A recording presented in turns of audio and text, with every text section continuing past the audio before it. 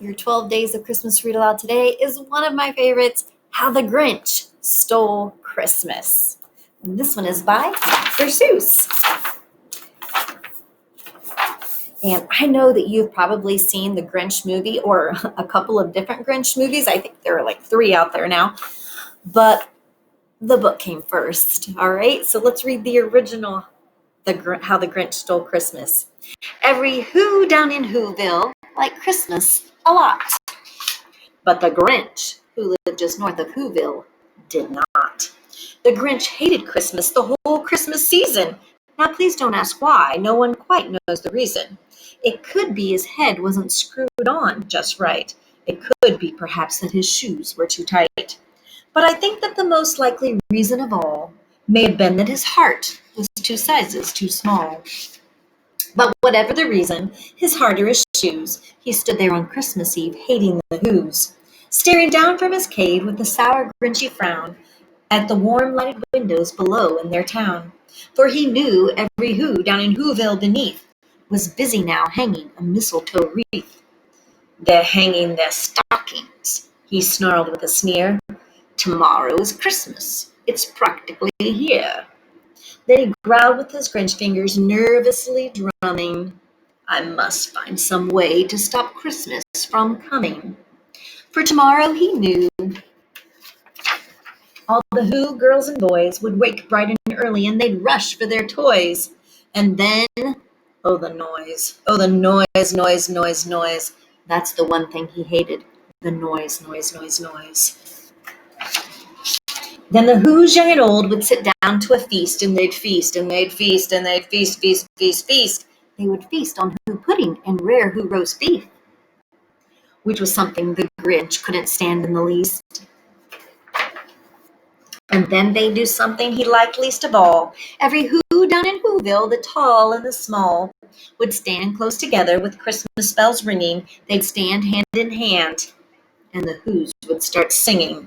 And they'd sing, and they'd sing, and they'd sing. And the more the Grinch thought of this Who Christmas sing, the more the Grinch thought, I must stop this whole thing. Why, for 53 years I put up with it now. I must stop this Christmas from coming. But how? Then he got an idea. An awful idea. The Grinch got a wonderful, awful idea. I know just what to do. The Grinch laughed in his throat, and he made a quick Santa Claus hat and a coat, and he chuckled and clucked. Whoa, what a great Grinchy trick. With this hat and this coat, I look just like Saint Nick. All I need is a reindeer. The Grinch looked around, but since reindeer are scarce, there was none to be found.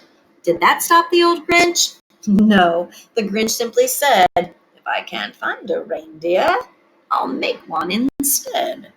So he called his dog Max, and he took some red thread, and he tied a big horn on the top of his head. Then he loaded some bags and some empty old sacks on a ramshackle sleigh, and he hitched up old Max. Then the Grinch said, giddy up! And the sleigh started down toward the homes where the Whos lay a snooze in their town. All the windows were dark, quiet snow filled the air. All the Whos were all dreaming sweet dreams without care. When he came to the first little house on the square, this is stop number 1, the Grinchy Claus hissed, and he climbed to the roof, empty bags in his fist. Then he slid down the chimney, a rather tight pinch, but if Santa could do it, then so could the Grinch. He got stuck only once for a moment or two. Then he stuck his head out of the fireplace flue, where the little Who stockings all hung in a row. These stockings, he grinned, are the first things to go. Then he slithered and slunk with a smile most unpleasant around the whole room, and he took every present. Pop guns and bicycles, roller skates, drums, checkerboards, tricycles, popcorns, and plums, and he stuffed them in bags. Then the Grinch very nimbly stuffed all the bags one by one up the chimney. Then he slunk to the icebox, and he took the Who's feast. He took the Who pudding. He took the roast beast. He cleaned out the icebox as quick as a flash. Why, that Grinch even took their last can of Who hash. Then he stuffed all the food up the chimney with glee. And now, grinned the Grinch, I will stuff up the tree. And the Grinch grabbed the tree and he started to shove when he heard a small sound like the coo of a dove. He turned around fast and he saw a small who. It was Cindy Lou Who, who was not more than 2. The Grinch had been caught by this tiny Who daughter who'd got out of her bed for a cup of cold water. She stared at the Grinch and said, "Santa Claus, why? Why are you taking our Christmas tree? Why?" But you know that old Grinch was so smart and so slick, he thought up a lie and he thought it up quick. "Why, my sweet little tot," the fake Santa Claus lied, "there's a light on this tree that won't light on one side, so I'm taking it home to my workshop, my dear. I'll fix it up there, then I'll bring it back here." And his fib fooled the child, then he patted her head, and he got her a drink and he put her to bed. And when Cindy Lou Who went to bed with her cup, he went to the chimney and stuffed the tree up. Then the last thing he took was the log for their fire. Then he went up the chimney himself, that old liar. On their walls he left nothing but hooks and some wire. And the one speck of food that he left in the house was a crumb that was even too small for a mouse. Then he did the same thing to the others whose houses, leaving crumbs much too small for the other whose mouses. It was dawn, all the Who's still abed, all the Who's still snooze, when he packed up the sled. Packed it up with their presents, the ribbons, the wrappings, the tags and the tinsel, the trimmings, the trappings. 3,000 feet up the side of Mount Crumpet, he rode with his load to the tip top to dump it. "Pooh, pooh to the Who's!" he's grinchiously humming. "They're finding out now no Christmas is coming.